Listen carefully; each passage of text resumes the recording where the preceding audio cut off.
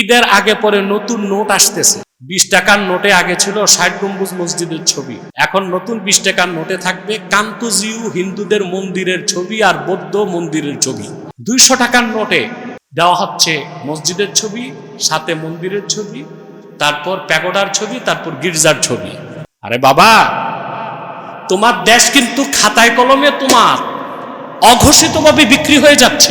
ঠেলার না? অথবা আপনাদের চোখ কান খোলা রাখতে হবে, সতর্ক থাকতে হবে। যদি আপনারা চুপ থাকেন, আপনারা ঘুমে থাকবেন, আপনাদের অজান্তে অনেক কাজ হয়ে যাবে। ঈদের আগে পরে নতুন নোট আসতেছে। 20 টাকার নোটে আগে ছিল 60 গম্বুজ মসজিদের ছবি। কথা বলেন। এখন নতুন 20 টাকার নোটে থাকবে কান্তজিউ হিন্দুদের মন্দিরের ছবি আর বৌদ্ধ মন্দিরের ছবি। ধিক্কার, আফসোস। 60 গম্বুজ মসজিদের ছবি বাদ দিয়ে দেওয়া হচ্ছে কি কান্তজিউ মন্দির হিন্দুদের আর বৌদ্ধদের মন্দিরের ছবি দেওয়া হচ্ছে। 200 টাকার নোটে দেওয়া হচ্ছে মসজিদের ছবি, সাথে মন্দিরের ছবি, তারপর প্যাগোডার ছবি, তারপর গির্জার ছবি। আরে বাবা, তোমার দেশ কিন্তু খাতায় কলমে তোমার অঘোষিতভাবে বিক্রি হয়ে যাচ্ছে। কত চরম ধৃষ্টতা! আমি তীব্র প্রতিবাদ করছি এবং অর্থ মন্ত্রণালয়কে বলবো এইরকম ধৃষ্টতা থেকে তারা সংযত থাকবে, নতুবা আগে ফেসিবাদকে যেভাবে তাড়িয়েছে এইসব সিআইএ, মোসাদ আর রয়ের এজেন্ট উপদেষ্টারা পালানোর জায়গাও খুঁজে পাবে না। পালানোর গর্তগুলোতে এখন আগে যারা আছে তারাই পালায় আছে, এখন আর জায়গা নাই, এখন আর জায়গা নাই। এদেরকে এই বাইরেই থাকতে হবে আর জনগণের পিঠা খাইতে হবে। 20 টাকার নোটে 60 গম্বুজ মসজিদ ছিল, খান জাহান আলী রহমতুল্লাহ যেটা করে গেছে, এটা বাদ দিয়া দেওয়া হচ্ছে কান্তজিউ মন্দির, এটার ছবি আর বৌদ্ধদের ছবি, ওই প্যাগোডার ছবি। আর 200 টাকার নোটে দিচ্ছে একদিকে মসজিদের ছবি, আরেকদিকে মন্দির, তারপর প্যাগোডা, তারপর গির্জা। এটা মেনে নিবেন? মেনে নেওয়ার মতো তো বিষয় না। এ মন্দির আর গির্জার ছবি পকেটে নিয়ে নামাজ পড়বেন, আপনাদেরকে কোথায় পৌঁছাইতেছে?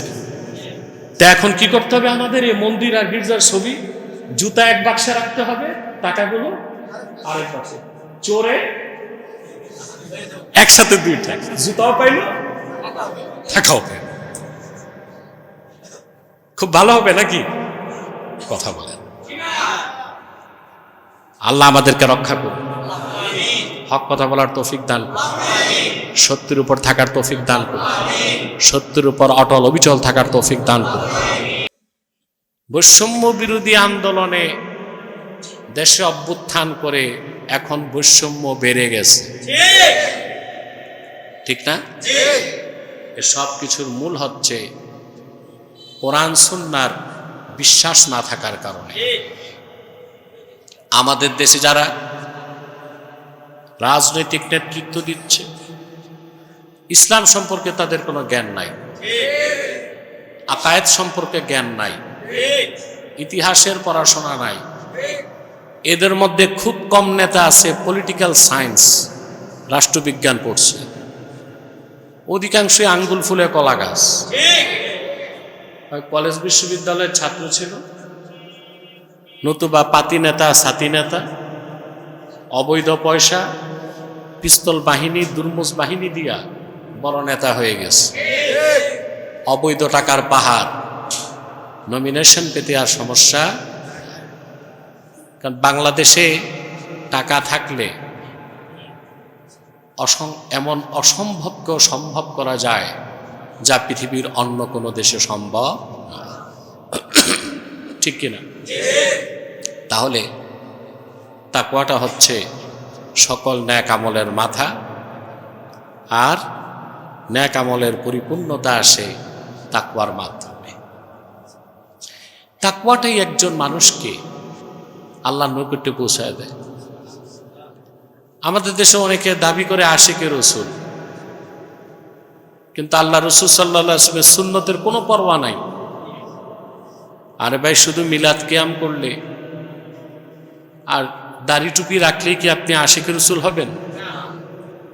রসুল করিম সাল্লাল্লাহু আলাইহি সাল্লামের সুন্নতকে বিনা প্রশ্নে বিশ্বাস করতে হবে এবং অনুসরণ করতে হবে যথাসাধ্য। যে যত বেশি সুন্নত মোতাবেক চলবে তার তাকওয়া তত বেশি প্রমাণিত হবে। যার তাকওয়া যত বেশি প্রমাণিত হবে সে আল্লাহর ওলি হিসেবে গণ্য হবে।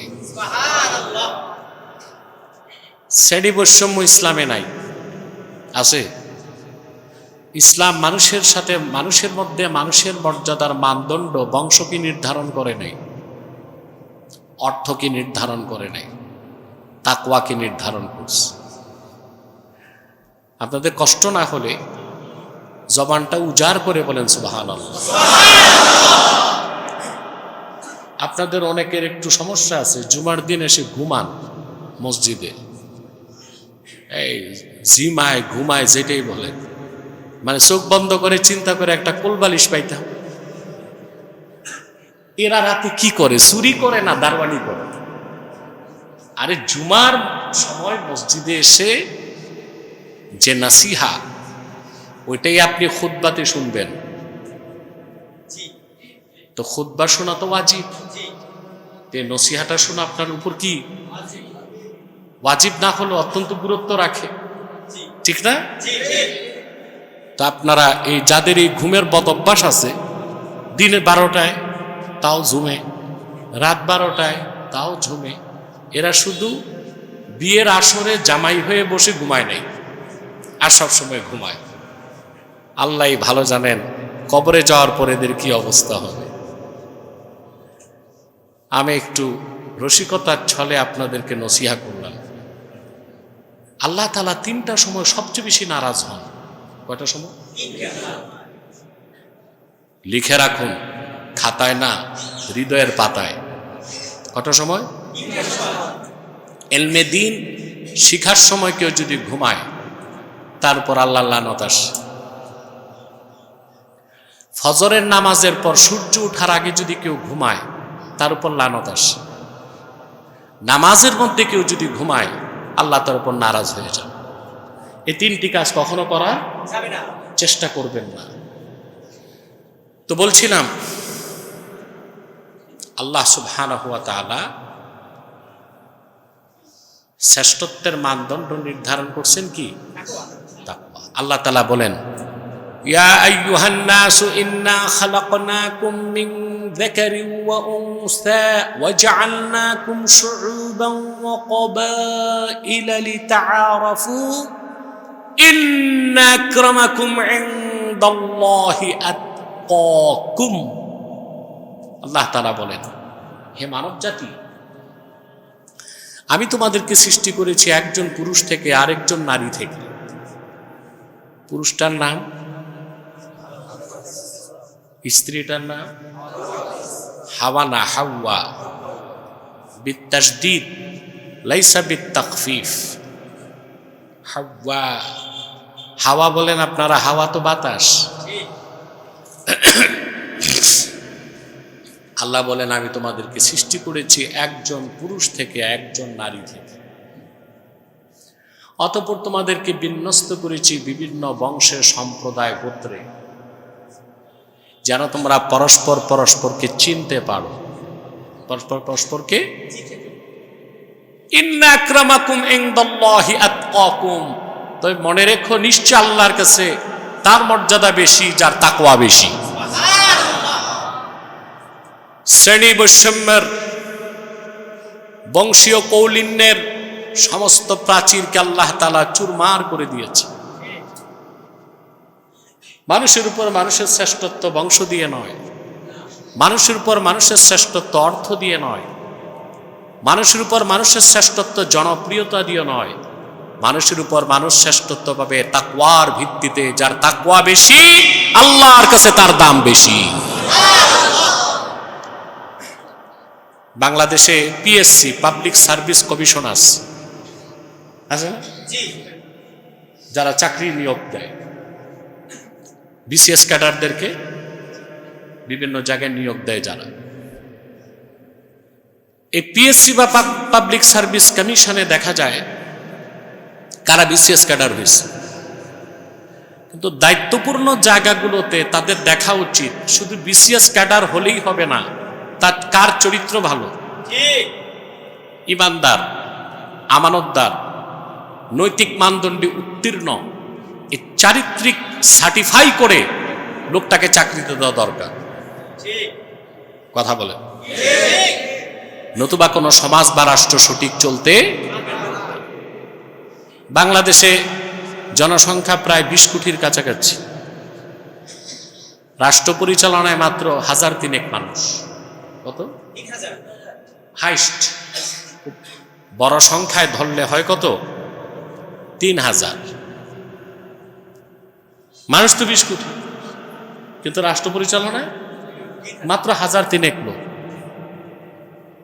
এই 3000 মানুষ যারা রাষ্ট্র পরিচালনা করে এবং ডিপ স্টেটকে যারা কন্ট্রোল করে, এ মানুষগুলোর মধ্যে যেদিন মুমিনের সংখ্যা, মুত্তাকির সংখ্যা বাড়বে, সেদিন বাংলাদেশ পরিবর্তন হয়ে যাবে। এছাড়া কোনো পরিবর্তন আশা করা যায় না।